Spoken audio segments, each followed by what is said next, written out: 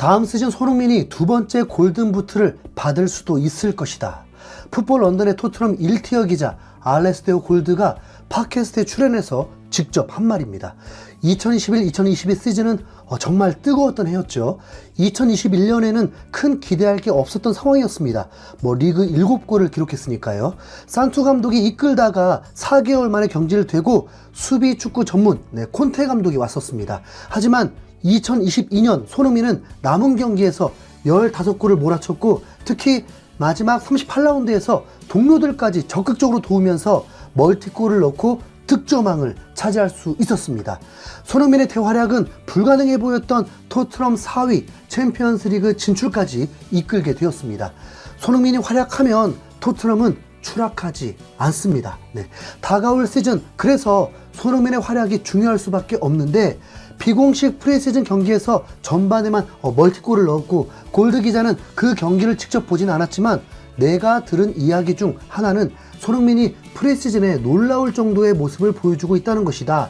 손흥민은 정말 날카로웠다. 이것은 좋은 소식이다. 아주 좋은 소식이다 라면서 매우 좋아했고 다음 시즌 환상적인 시즌을 보내게 된다고 해도 놀라지 마라. 누가 알겠나, 아마도 다음 시즌 손흥민이 두 번째 골든부트를 받을 수도 있을 것이다. 또 손흥민은 우승 트로피를 얻고 싶어 할 것이다 라고 하면서 기대감을 불러일으켰습니다. 손흥민은 한국에서 잡음이 좀 있어서 스트레스를 받기도 했지만 공개된 모습들에서는 매우 밝은 모습이었고 잘 쉬고 토트넘으로 복귀했습니다. 그리고 이제 본격적으로 프리시즌에 돌입하면서 공식적인 프리시즌 첫 경기가 예고되어 있습니다. 첫 경기는 스코틀랜드의 명문구단이라는 하츠와의 경기입니다. 이 경기를 위해서 토트넘 선수들은 스코틀랜드로 떠났습니다.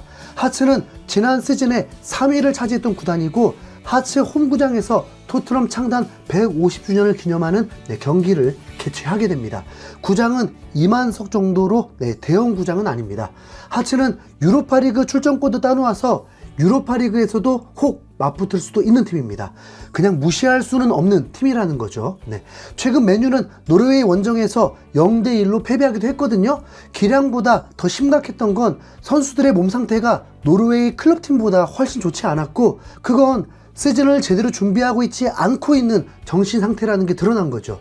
토트넘은 비공식 경기에 대승을 거뒀지만 이제 공식 경기에서 맨유 같은 일이 벌어지지 않도록 특히 캡틴 손흥민에게 이번 시즌이 얼마나 중요한지 안다면 동료들이 정신 바짝 차리고 경기에 임해야 합니다.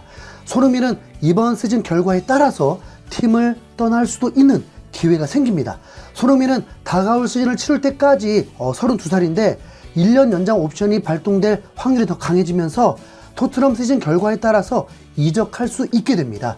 우선 1년 연장이라는 것 자체가 토트넘 구단 성향상 이번 시즌이 마지막이라고 보면 됩니다. 무조건 이적료를 남기려 하기 때문에 계약 종료까지 데리고 있는 구단이 아니거든요. 손흥민이 떠날 수 있는 기회는 딱 두 가지입니다. 손흥민이 우승컵을 들어버린다? 물론 우승컵의 종류에 따라 다를 수 있는데 리그 우승을 해버린다면 찬사받고 기쁨의 눈물을 흘리면서 떠날 수 있을 듯하고 FA컵이나 카라바오컵 우승이라면 애매하게 될 것 같습니다. 아무리 상상해봐도 카라바오컵 우승했다고 엄청난 흥분이 일어날 것 같지는 않습니다. 득점왕 때의 기쁨보다 덜할 듯하죠. 그리고 토트넘을 떠날 수 있는 두 번째는 빅클럽들과 아스톤빌라, 뉴캐슬에게까지 밀려서 추락해버린다면 손흥민도 가능성 없다는 판단에 떠나려 할 것이고 토트넘도 리빌딩을 더 가속화하기 위해서 떠나보낼 것입니다. 솔직히 확률이 낮은 건 아닙니다. 이 모든 건 한 끗 차이라고 봅니다. 어설프게 2위, 3위 이러면 또 어떻게 될지 모르겠고요. 토트넘의 상황을 보면 먼저 오랜만에 프리미어리그 인저리를 보니까 토트넘이 부상자가 제로였습니다. 솔로몬까지 돌아왔고 세세뇽 같은 장기 부상자는 아예 떠나 보내버렸고요. 임대 선수 포함해서 부상자가 없습니다. 그리고 최근 유로, 코파 대회까지 치르면서도 부상자는 발생하지 않았습니다. 특히 주목할 선수는 로메로일 텐데 로메로는 아르헨티나의 주전 센터백으로 부럽게도 메이저 대회 3연속 우승을 하는 기쁨을 얻게 되었습니다. 로메로가 태클 성공률 1위였다고 하더라고요. 로셀소도 있긴 한데 로셀소는 토트넘 때와 마찬가지로 주전은 아니었습니다. 그리고 로셀소는 토트넘 떠날 확률이 높다고 하죠. 네, 그러나 아직까진 로셀소 이적 소식은 들리지 않았습니다. 그리고 호이베르도 떠날 거라고 했으니까 뭐 관심 가질 필요는 없을 듯 하고요. 네, 이번 프리시즌 첫 경기에서는 어떤 선수들이 함께할지가 아직 정해지지 않았습니다. 아무리 찾아봐도 반더벤 드라구신이 합류했는지를 알 수가 없더라고요. 네, 4일 전 트레이닝 때는 보이지 않았거든요. 그렇다고 뭐 이후에 합류했다고 해서 바로 프리시즌 첫 경기에 투입될지는 모르겠습니다. 네, 드라구신은 6월 30일에 탈락을 했기 때문에 돌아올 시간이 됐고, 반더벤은 일주일 전에 짐을 쌌지만 벤치 자원이라서 뭐 별로 뛴 게 없습니다. 네, 일주일 쉬고 돌아와도 충분할 텐데요. 토트넘과는 전혀 상관없지만 케인 같은 선수야 뭐 3주 정도 쉰다고 해도 뭐 이해해 줄 수는 있겠죠. 네, 새로운 레전드 캐릭터를 만들면서 무관의 역사를 썼고 유로 결승전에서도 패배하면서 충격이 컸을 테니까요. 네, 뮌헨 구단 측에서 휴가를 3주를 줬다고 하더라고요. 네, 아마도 본인 요청도 있지 않았겠습니까? 네, 그러면서 한국에서 열리는 토트넘 뮌헨과의 경기에 케인은 오지 않게 되었습니다. 네, 우선 전혀 아쉽지 않다는 거. 네, 본래 토트넘과 뮌헨과의 약속은 토트넘 홈 경기장에서 매치를 하기로 되어 있던 거기 때문에 그 경기에 맞춰서 케인이 몸을 다시 만들지 않을까 예상해 봅니다. 아마 그 경기에서 안 뛰면 뭔가 위반이 되겠죠. 네, 자, 아무튼 토트넘은 대륙별 대회에 데미지는 없게 되었습니다. 토트넘의 프리시즌 경기는 전혀 예상이 되지 않습니다. 우선 센터백부터 누가 할지 모릅니다.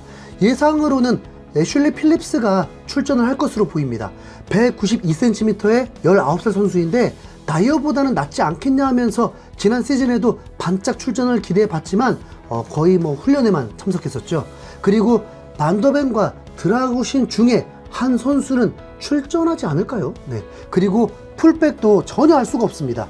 우선 우도기는 아직 회복 중이라고 했고, 오른쪽에는 아직도 AC 밀란과 밀당만 하면서 토트넘에 머무르고 있는 에메르송, 그리고 포로, 그리고 비공식 경기에서 풀백으로 출전한 아츠그레이가 있습니다.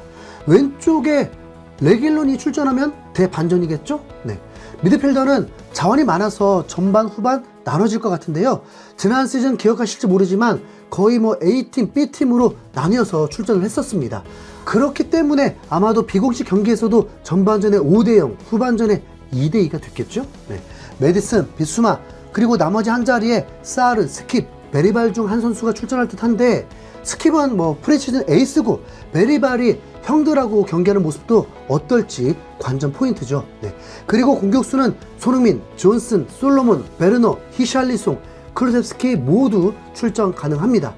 홍보 포스터에는 클루셉스키가 메인으로 되어 있었죠. 네, 하츠는 더 강한 팀을 상대로 대충 경기할 수가 없을 것입니다. 거기다 자신들의 홈이니까요. 승부욕은 좋지만 부상이 입히는 파울은 절대 나오지 않길. 네, 토트넘은 이 경기를 치르고 다시 3일 뒤에 토트넘 홈은 아니지만 런던에서 QPR과의 친선전까지 치르고 일본으로 떠나게 됩니다. 토트넘 축구는 시작됐다고 보면 됩니다. 일정이 매우 타이트하거든요. 네, 그만큼 선수층이 두터워야 합니다. 네, 빨리 두세 명 더 영입이 이루어지길. 네, 최소 일주일에 한 경기씩 경기가 있고 이적 소식도 나올 거니까요. 이제 좀 흥미롭겠죠? 네, 내일 새벽 3시 경기입니다. 손흥민이 어떤 활약을 보여줄지 기대해 보겠습니다. 2024-2025 시즌 손흥민 우승 가자!